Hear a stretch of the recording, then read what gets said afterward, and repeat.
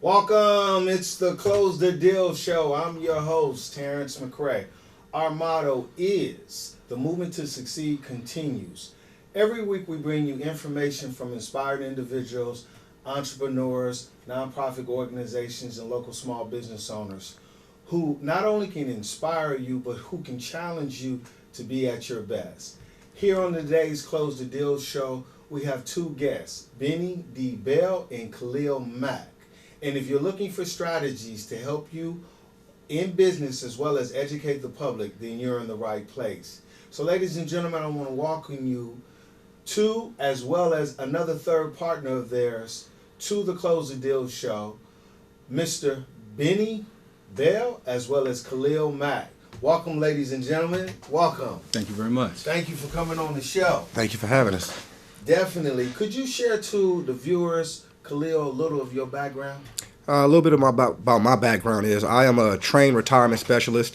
I worked for Kaiser for 16 years, Kaiser Permanente out here, and what I did was I helped individuals transition into retirement. So that 64, 65, 66 range, when you're going into retirement, been working your whole life, having benefits provided to you, can be a little bit of a tricky situation to navigate through. So did that for 16 years.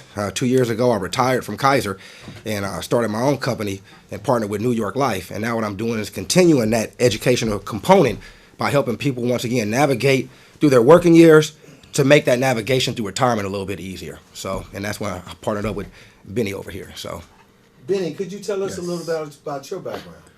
Yes, I've been in the corporate world for quite some time. I was with AT&T for about a little over 9 years. I was a full-time actor and model for about 9+ years. I had my own video production company. And I got my real estate license back in '06 and kind of dabbled in it a little bit, worked with a couple of um, investors and a couple of my co-workers at AT&T and just kind of gravitated away from it. Just got into, like I said, dived into acting full-time, and I got back into it about 3 years ago now and been full-time ever since. Who is your partner that was unfortunately unable to make it for today's show today, a part of the Global Empowerment Team? So Paul Knox, he's with Fairway Mortgage. So he's the third pillar of this group. Could you share with us overall how did the Global Empowerment Team come about? Oh man, it was a passion that we all individually had, and I put it in God's hand. God's actually brought us together, gravitated us together through another partner of ours, and we just had like-minded goals, and we sat down and saw this huge vision in how we could tap into the communities that we serve and reach out to much more people than we individually can. When you say tap in, could you clarify specifically, like, what do you bring into the table besides helping people transition into retirement? And what do you bring into the table as well that make your, not only idea, but this team come together? well, our idea was originally that we all are big educators. So if we can get out there and educate people about what we individually do, we can impact our community. So our thinking was there are certain pillars of wealth. You should be a homeowner. Real estate should be a big portion of your portfolio. You should have an investment part in your portfolio.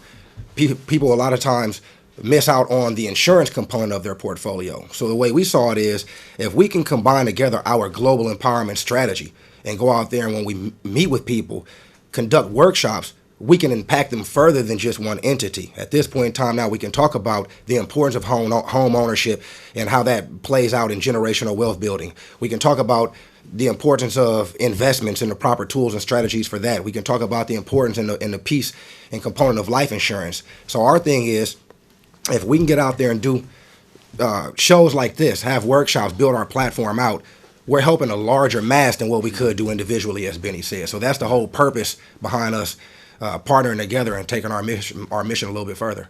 So when you talk about workshops, what in particular is the workshop entailing? Just education. Basically, we have a home buying workshop where my team, we take people from A to Z on how to purchase a home. We do an investment workshop, so people that are actively investing or wanting to get started with investing in real estate. So we walk them through the strategies of doing that as well. Obviously, with our third partner in lending, he brings a creative lending aspect and how to purchase. And a lot of people have misconceptions about home buying, and there's a lot of fears behind that. So we just kind of make the process a little simple and map it out.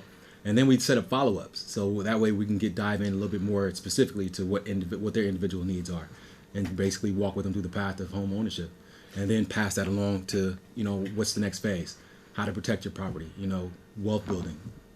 So you're basically looking to identify a certain need. Oh yeah, definitely. Okay, so overall, when these workshops occur, are you asking for money, or is people just coming to the workshop not to just be educated, but to be shown that if you do services with me, I can reassure you what? Well, we're licensed. We're California licensing. So there's some prohibitions with asking fees for seminars, stuff like that. I feel for me it's the value. It's being able to add value to individuals and help them reach their goals. So our home buying seminars are free. There's no charge for that. Our investment workshops are free. There's no charge for that as well. Growing up, you mentioned values. Mm-hmm.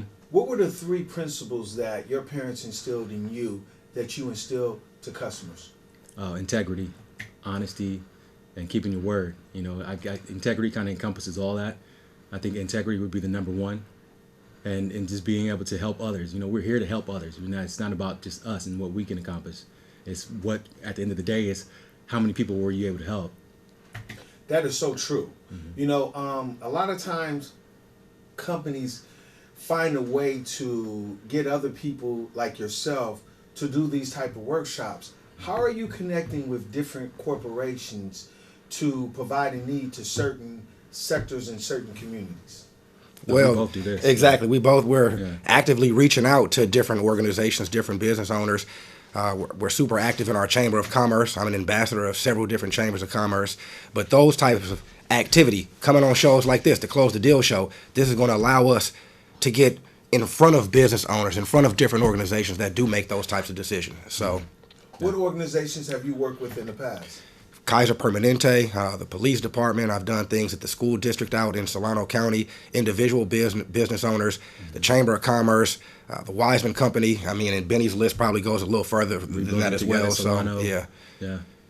So, you've been working out there, is obviously. What does it take for someone to not only reach out to you, to connect with you, but what does it take for you all to get your message across to different regions? Like, this particular show is in LA, and Los Angeles County is huge. It's big. What type of information do you have to show that certain sectors aren't being met? How are you approaching certain HR departments, letting them know what your services have to offer? Besides from a grassroots effort, it's our social media activity. We each have our individual websites, our individual Facebooks, but we also have our collective website, our collective Facebook page as well. So it's a matter of, a lot of the times, ground roots efforts, conducting, like I said, seminars, workshops, going into the actual facilities, meeting the HR coordinator, and then building out your social platform so people know how to get a hold of you as well with a larger spectrum and a larger grasp. Right. So, thus far, you've been reaching out to various different companies, and seems like referrals are picking up. What other challenges are you faced with that you and Benny and your other team partner have to strategize to develop more traction?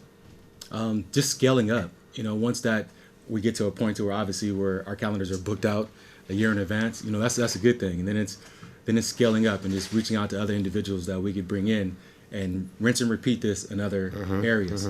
So basically we're starting this hub, we're starting this business, and with a dialed in system, we could take this to another state. We could take this to LA. LA's, it's so within California. We travel, so it's nothing with that. It's just a matter of now it's just dialing in our system so that way we can repeat it in other markets and reach out to a much larger population. So if you were standing before a few HR representatives, what 3 things would you leave them with in regards to global empowerment team in your position? And then I want to come to you, Khalil. Okay. Well, in my position, it's definitely easy as far as them promoting home ownership. And then my particular business, we work with anywhere from first-time home buyers to people buying luxury homes. So I'm the chair of the luxury division at my Keller Williams Napa office. For instance, one of my business partners is Kaiser. I work with a referral well, basically a recruiter there. So she sends me her referrals from the doctors that she recruits. So being able to be that resource for either execs moving into the area or moving out of the area, or educating their employees on how to basically buy homes, purchase homes, and purchase real estate. Well, I definitely have to ask you this. What was that first experience like selling someone their first home, and what do you recall? Oh man, my smile was as big as theirs. Actually, I think I have a picture of it somewhere. But yeah, I mean, it's definitely rewarding, and especially a first time home buyer, and a lot of the situation is getting over their limiting beliefs in the first place, right? So I'm a transformational coach as well, and understanding that whatever limitations that you have are the ones that you put on yourself. Like you can do whatever you want to do. You could be a homeowner if that's what you want to do. And now it's okay. Now let's clarify the steps, and I'm gonna walk with you through these steps and show you how easy this can be. And if you're not ready at that particular moment, then I still stay with you. I follow up with you, and I give you a plan on how to get there and how to get ready. I deal with people every day that feel that they have something big, but they really don't know how to connect. What 3 tips do you have to show people how to connect in selling a home? Be genuine. Just be yourself. You know, if you're really coming from a place of value and wanting to help someone out, that's going to show. Know what you're talking about. You know, pay attention to the market, educate yourself, so that way when you are guiding someone, you're guiding them in their best interest. So in the next 6 months, do you believe the market right now is in a state where people should buy? It's a great time right now. Why? Well, it's a really unique market right now because it's actually benefiting buyers and sellers. Interest rates are at an all-time low. Inventory is fairly low in a lot of different areas. So this last. Give me some numbers. Give me some numbers. Well, it just really depends on where your market is. So Southern California is a lot different than Northern California. Just like San Francisco is a lot different than, say, Napa. Okay, explain that. So my main office is in Napa, so that's very a niche market. It's not a lot of growth. It's not a lot of growth opportunity. So therefore, the property values have been going up pretty consistently. San Francisco is another one of those areas where it's 7 square mile radius. So it's not much every area to grow and expand.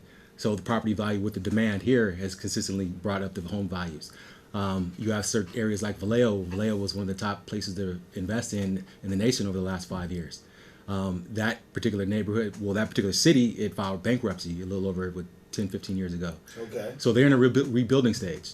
And a lot of investors have seen that and monopolized and capitalized on investing in Vallejo and watching that growth and being part of that growth. You gave me only 2 tips. You gave me being genuine and research. What's that third one? Because that summarizes the key. I got salespeople watching my show constantly. Okay. And they always looking for those gems. Right. You know, chime in on them. Find your niche. Stick to your niche. You know, don't try to do what everybody else is doing. Okay. You know, because you have your own individual gifts. So capitalize on those gifts. And like I was saying, that goes back to being genuine. So understanding what value you bring to someone, then stick with that and being consistent. This business is a grind. Like it's consistent every day. You're doing the same thing every day. So get happy with being uncomfortable and just sticking to the grind, doing the same thing. Khalil, I'm going to pass the torch to you now. Comfortable, being uncomfortable. Yes, That's good right there. Yeah. My 3 tips that I would leave, that I do leave with business owners. Number 1 is you got to boost your benefits for your employees. Because when you increase your benefits for your employees, what happens is you boost your morale, you increase your retention of employees. What happens is people start seeking you out to want to come work for you. And what I mean by that is I worked at Kaiser for 16 years, successfully retired 2 years ago as a 38-year-old man. I retired from Kaiser after 16 years of service, okay? And when I left, the majority of my benefits that I had left with me. So what I do is I come into a business owner and show them how they can provide benefits at little to no cost for their employees, that when their employees leave are portable for their employees, which allows them to still maintain their life insurance strategies, certain saving strategies, certain healthcare components. So that's number 1. I'm going to show them how on an employee level, we can boost the morale, increase the retention, which is number 1 for a lot of employers. Oh, well, we have to tap in. Hold that thought real quick. I got to tap into that because there's a big issue with service maintenance, dealing with workers' compensation. And it has at its all-time high. How do you address that to an employer? Put some disability insurance in place, some accidental death and dismemberment. But once again, you want to make it to where The employee owns it. The employer offers it, but the employee owns it, and that's the key to it. Most of these employers offer benefits that they still own, whether it's disability, whether it's your life insurance, whether it's AD&D, doesn't matter. What I would suggest is offer them benefits that they own, which means, once again, it's little to no cost to you. Any cost that you put up as an employee, as the employer, is tax deductible, so you get it back at the end of the year. But what happens is you start hiring cream of the crop employees, Right. people that are going to stay for the long haul, that then tell their other cream of the crop employee friends to come work for you. So that's number one. Number two would be worry about benefits for yourself as well. If you're a small business owner, somebody 50, 100 employees, what's your exit strategy? So what I do is I come in and assist them with exit strategies, meaning what are you doing for your own retirement? Because a lot of business owners are so busy with the everyday hustle and bustle. They're paying bills, they're doing this, they're doing that, but they don't really have a retirement strategy set up for themselves. So how do we carve out something that you're doing within your everyday working years and you're taking care of everybody else? What are you doing to take care of yourself and your family? So I help carve out special strategies for them as well. And then number three, which is number one on everybody's list, I help with tax diversification. And this is huge. Because as a business owner, the number one bill you have is, he can tell you, taxes. You can't get rid of them. So what I do is I show you the three buckets. There's a taxable now bucket. There's a tax later bucket, which is called tax deferred. There's a tax never bucket. The problem with most employees, once again, is most employees and employers, they only offer a tax deferred bucket. Meaning it's going to decrease your taxes now, but later on when you're retired and you need the money most and your income is limited, that's when you're going to be hit with taxes. So we come in and show people, okay, things like real estate, things like brokerage accounts, these things are taxable now. You sell your home, you're paying taxes. You sell your stocks, you're paying taxes. Things like 401k, traditional IRAs, annuities, those things are taxed later. But then there's other things like municipal bonds, Roth IRAs, and cash value life insurance, which they never tax ever. And when you go through those three buckets, it simplifies where you should be putting your money, whether it's taxable now, taxable later, or taxable never. And most people want to hear about a taxable never bucket. That's the preferred bucket they want to save in. Right. And that's what I do. Why are we so late in finding out this information?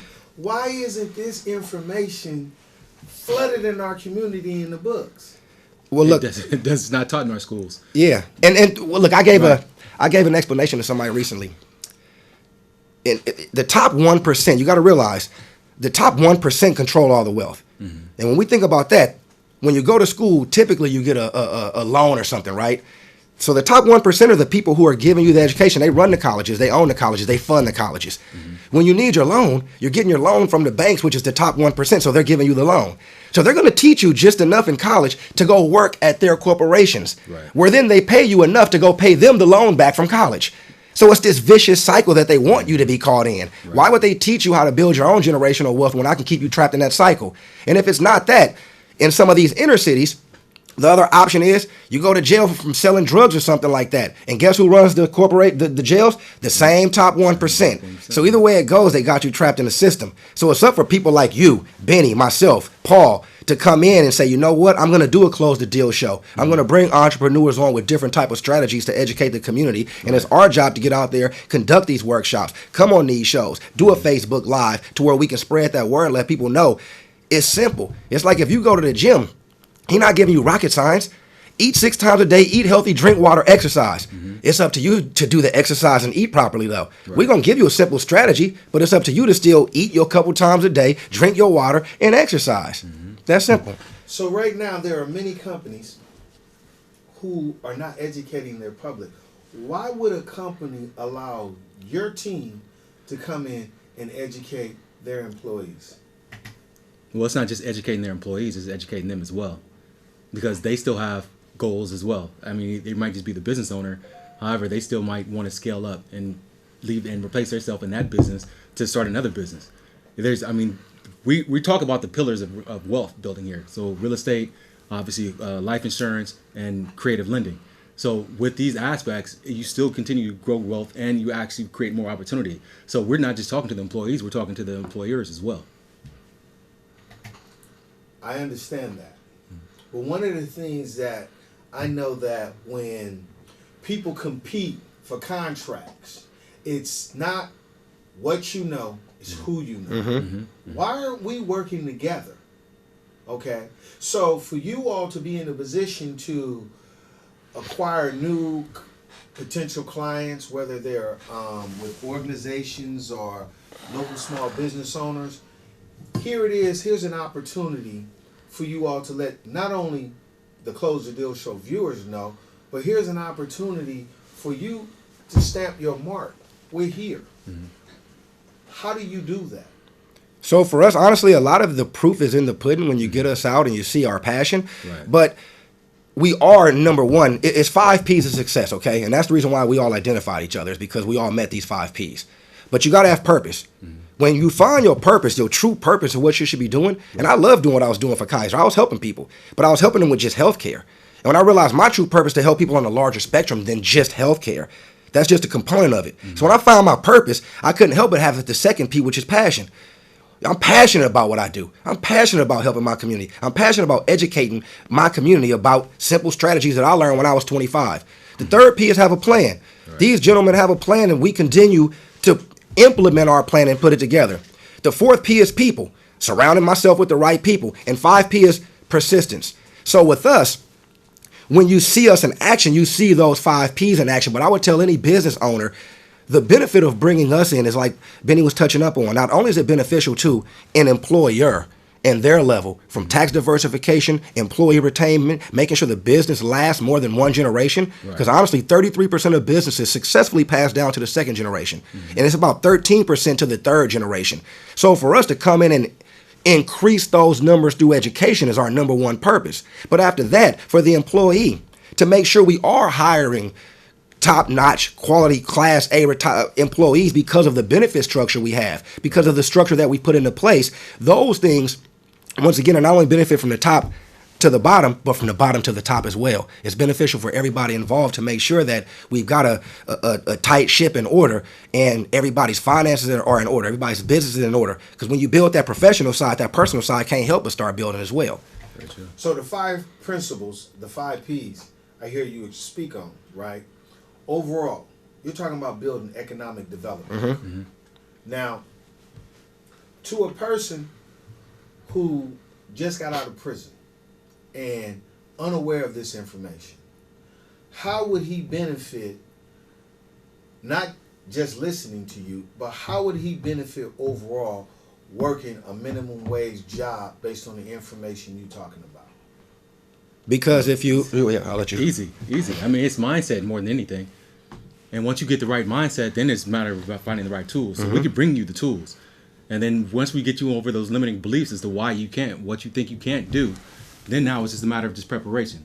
So now we're going to map this out for you to make these steps done. It's a lot of people who are minimum wage jobs and still be able to save money and put money to the side. Yep. So now it's taking that money, instead of putting it under the bedspread or putting it under the mattress, now it's put it in some accounts, it's put it in somewhere that it's going to benefit you in the long run, where it's going to benefit your family. And now that you have these steps, now you've learned these tools, now you can pass that on to the next generation who might be able to get a better job than you can, right? And so that's the real gold right there, is the information. Because if that information is not passed down, if we're not changing the narratives in the families, then they'll never know. So that's where we come in. That's where we're able to assist with being able to change that narrative and being able to change those mindsets into, yes, I can accomplish those things, and why not me? Sound like y'all doctors. And y'all giving out medication for free. We're fiduciary financial doctors. I tell people that all the time. Like, when I meet you, if you go to the doctor, seriously, and you got an ailment, and they give you medication, the first thing you're going to do is go to the pharmacy and get your medication filled. And you're going to listen to the pharmacist tell you, take it 2 times a day with milk or bread or whatever it is. Don't drive afterwards. And you're going to do that as long as they tell you to do it. Mm-hmm. We give you the same financial medication. Right. You got to get your little investments going on. $200 a month, every single month, no matter what, you got to do it. Mm-hmm. You got to make sure you got your eyes on the prize as far as the home. It's the same. We financial doctors, and we just give people simple instructions, medications, whatever it is, each and every day. But like Benny said, if you go home and I can't watch you take your medication. Right. You got to have the discipline to know that these 3 medications I'm taking a day are for the greater long good. Same thing here. You got to take the medication. And I mean, that's I've heard a great analogy too, since you have brought up doctors. I mean, if you go in to have a surgery, do you want to just a general practitioner working on a heart surgery, right? You want a heart surgeon working on your heart, right? So you want somebody that's narrowed in and focused on that specific task, on that specific genre. So this is not just general knowledge. It's now, okay, let's focus in on you. What's your specific situation? What's your specific need? and let's build this information around you, and so that way you can take this and grow yourself. Well, gentlemen, not only am I so proud of seeing you reach the level of this country and how it has always treated not just the African American community, but people as a whole in order to get trapped up in a little bubble. So from the perspective of someone who's striving to be not only successful, but will be successful, you know, I really appreciate the information that you have shared today. But I have to ask this last question. What does that symbol, 50 years? I'm glad you mentioned that. Stand for? I was about to actually try and throw it in there as well, Right, but right. look, this 50B is 50 billion, and on the back of it, it says 1619 through 2019, signifying the first time the slaves came here to this country, 1619 up until last year, 2019. That's 400 years that we've been here. So this is our commitment, the Global Empowerment Team's commitment to putting $50 billion worth of generational wealth back into the black community.